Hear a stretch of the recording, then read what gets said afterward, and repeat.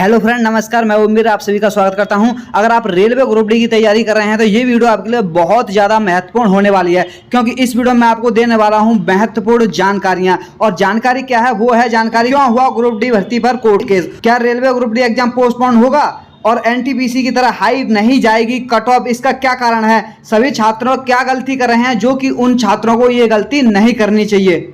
दोस्तों, किसी एग्जाम में अच्छा स्कोर करने के लिए ज़रूरत होती है मॉक टेस्ट लगाने की। टेक्स्ट बुक में चल रहा है महा डिस्काउंट, जिसके अंतर्गत टेक्स्ट बुक का 499 वाला पास आपको 374 रुपये में मिल जाएगा।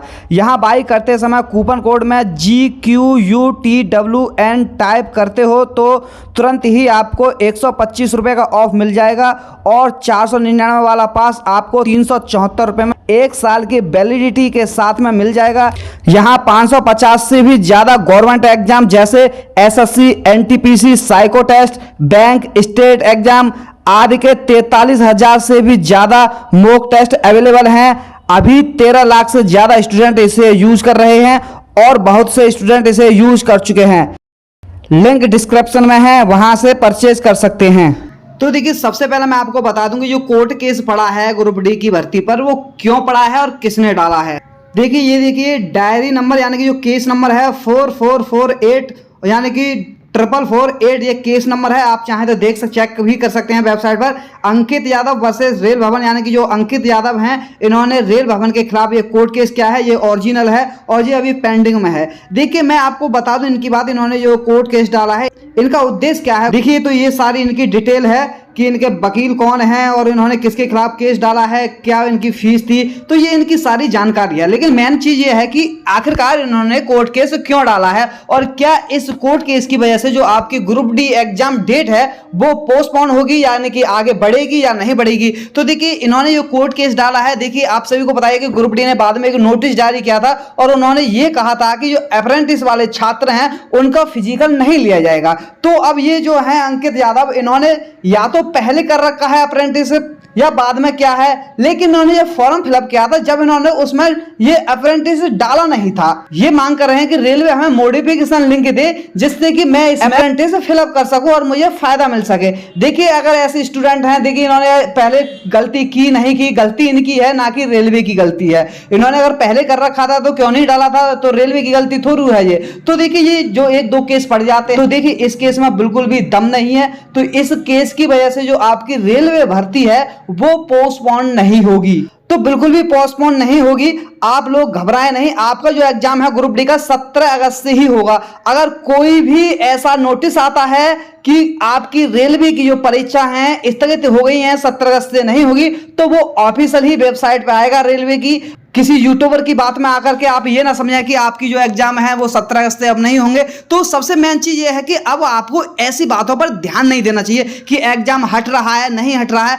आपको अपनी जो तैयारी करनी है 17 अगस्त को मानकर ही करनी है, क्योंकि ये रेलवे का ऑफिशियल नोटिस आया था कि आपका जो एग्जाम है 17 अगस्त से होगा और एग्जाम 17 अगस्त से ही आपके होंगे। देखिए, मैं उन यूट्यूबरों से भी कहूंगा जो ऐसी अफवाह फैला देते हैं कि एग्जाम आपका अक्टूबर में होगा, नवंबर में होगा। देखिए, मेरे पास भी बहुत सारी कमेंट आती हैं और लड़के पूछते हैं क्या सर एग्जाम पोस्टपोन्ड होगा। तो देखिए, मैंने पहले भी वीडियो बनाई थी एक बार कि आपका जो एग्जाम है पोस्टपोन्ड नहीं होगा, वो 17 अगस्त से ही होगा। देखिए, अब चाहे कुछ भी हो जाए, चाहे कोरोना के केस बढ़े या ना बढ़े, लेकिन आपका जो एग्जाम है वो 17 अगस्त से फिक्स है और 17 अगस्त से ही होगा। अब इससे ज्यादा डिले किसी भी कीमत पर कोई चांस नहीं लगता है कि अब आपका एग्जाम डिले हो जाएगा। आप इधर उधर की बातों में ना आए और आप केवल 17 अगस्त को मानकर ही अपनी तैयारी करें।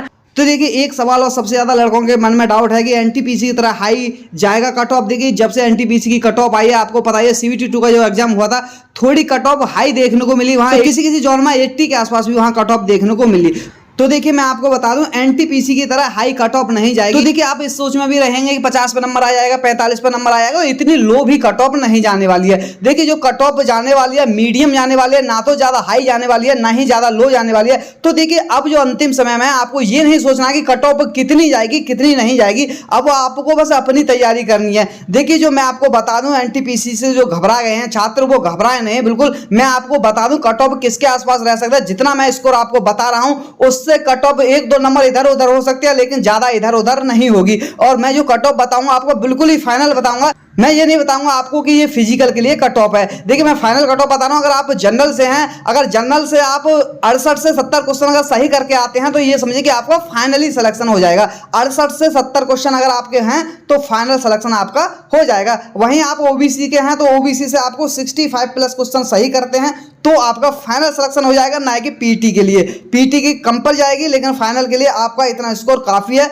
इतना स्कोर लाते हैं तो आपका फाइनल सिलेक्शन हो जाएगा। और एससी वाले 60 प्लस करते हैं तो उनका फाइनल सिलेक्शन हो जाएगा। और ईडब्ल्यूएस वालों को भी 65 के आसपास ही करना पड़ेगा। और जो एसटी वाले हैं उनको 55 के आसपास स्कोर करना पड़ेगा, यानी कि 55 प्लस ही स्कोर करें। वो 55 प्लस स्कोर करते हैं तो ये समझिए कि आपका फाइनल सिलेक्शन हो जाएगा। अब आप कट ऑफ की वीडियो ज्यादा ना देखा करें, क्योंकि अब ये नहीं है कि आपको कट ऑफ पर ही लगे रहेगी, उसकी कट ऑफ कम जाएगी, उसकी कट ऑफ ज्यादा जाएगी। अगर आपको रियल में सिलेक्शन ले रहा है, ये वाली गलती आप भूलकर मत कीजिए कि कट ऑफ कितना जाएगा, कि मेरे 40 आ रहे हैं तो किसी ने 40 कट ऑफ बता दी तो आप खुश हो जाएंगे। देखिए अब आपको खुश होने का समय नहीं है, अब आपको रोने का समय है, रात दिन एक करके मेहनत करने का समय है। अगर आप मेहनत कर लेते हैं तो आपको आगे आने वाले दिनों में खुशियां मिलेगी। अगर आप ऐसे ही खुशी में निकाल देंगे कि कट ऑफ 40 जाएगी, 45 जाएगी, मेरे तो 40-45 आ रहे हैं मॉक टेस्ट में, फिर आगे को आपको रोना पड़ेगा। तो देखिए कम कट ऑफ, इतनी कम कट ऑफ नहीं जाएगी। हालांकि कुछ यूट्यूबर बना देते हैं व्यू लाने के लिए कि कट ऑफ 50 जाएगी, 55 जाएगी।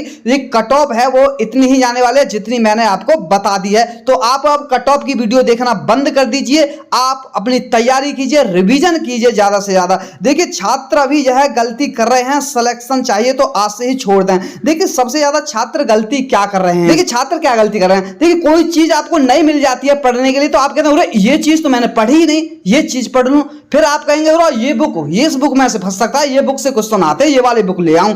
फिर कहेंगे अरे ये वाला मॉक टेस्ट अच्छा है। देखिए अब डिसाइड करने का समय नहीं है कि आप ये ले लें वो लेना, आपके पास जो है उससे तैयारी कीजिए। और देखिए अब जो समय है वो नई चीज पढ़ने का नहीं है, अब जो समय है रिवीजन का है। अगर आप नई चीज पढ़ते रहोगे, लास्ट तक नई चीज पढ़ते रहोगे तो एग्जाम में कुछ भी नहीं करके आ पाओगे। जो चीज आपने कर रखी है उसको इतना मजबूत बनाओ कि वहां से क्वेश्चन गलत नहीं होना चाहिए। जो चीज तुमने पढ़ रखी है अगर वहां से भी क्वेश्चन गलत कर दिया तुमने, तो फिर इससे ज्यादा बड़ी बात क्या हो सकती है, इससे ज्यादा बड़ी दुख की बात क्या होगी कि आपने जो पढ़ रखा है वहां से भी क्वेश्चन गलत किया। वहां से क्वेश्चन गलत तभी होगा तब आपका रिवीजन कम होगा। आप जितना रिवीजन कर सकते हैं उतना रिवीजन कीजिए। यह समय है आपको रिवीजन करने का, उधर उधर की बातों में अब आपको ज्यादा समय वेस्ट नहीं करना है। और ना ही आपको नई चीज पढ़ने की जरूरत है, वो चीज पढ़ ली है आपने, उसी को पढ़ते रहिए।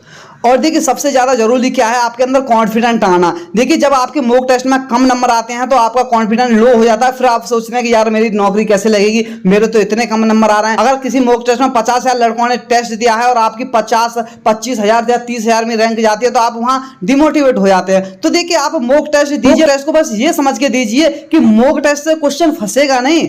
मॉक टेस्ट से बस मुझे इतना पता चलेगा कि मैं पूरे क्वेश्चन टाइम पर अटेम्प्ट कर पा रहा हूं सही से, यानी कि टाइम मैनेजमेंट कर पा रहा हूं, मुझे कोई दिक्कत नहीं है, मेरी प्रैक्टिस बहुत अच्छी हो रही है, मैं 90 मिनट में 100 क्वेश्चन कर सकता हूं। बस ये प्रैक्टिस करिए, आप अपनी तैयारी करते रहिए, रिवीजन करते रहिए। और देखिए सबसे ज्यादा गलती क्या कर रहे हैं ना कि YouTube से पढ़ रहे हैं लड़के। मैं आपको एक बात बता दूं, आप 1 घंटे YouTube से पढ़िए, कुछ भी चीज 1 घंटे YouTube से पढ़िए, फिर 1 घंटे आप किताब से पढ़िए, फिर आप कंपैरिजन कीजिए कि आपने YouTube से 1 घंटे में ज्यादा सीखा या किताब से आपने ज्यादा सीखा। तो आपको खुद ही पता चल जाएगा कि किस चीज से आपको ज्यादा नॉलेज मिली। तो मैं आपको बता दूं, आप YouTube का सहारा बिल्कुल छोड़ दीजिए, क्योंकि YouTube से अब आप ज्यादा नहीं सीख सकते हैं। YouTube पर आपका टाइम वेस्ट होगा। अगर आप रियल में अगर आप सेल्फ स्टडी करके पढ़ाई करते हैं तो आप YouTube से कम 5 गुना ज्यादा पढ़ाई कर पाओगे, 5 गुना ज्यादा पढ़ाई कर पाओगे। और ये वो समय है जब आपको अच्छी तैयारी की जरूरत है। 25 से 30 दिन आपकी जिंदगी बदल देंगे। अगर इन 25 से 30 दिनों में आपने तैयारी कर ली तो आपकी जिंदगी बदल जाएगी, नहीं तो फिर वही फटीचर वाली जिंदगी रह जाएगी। फिर पूरी जिंदगी यही सोचोगे कि वो 30 दिन लास्ट के हम तैयारी कर लेते तो आज हम भी जॉब कर रहे होते। तो ऐसा समय आने ही मत दीजिए, अपनी तैयारी कीजिए। अब कोई भी गलती आप मत कीजिए, कोई भी गलती अब आपको नहीं करनी है।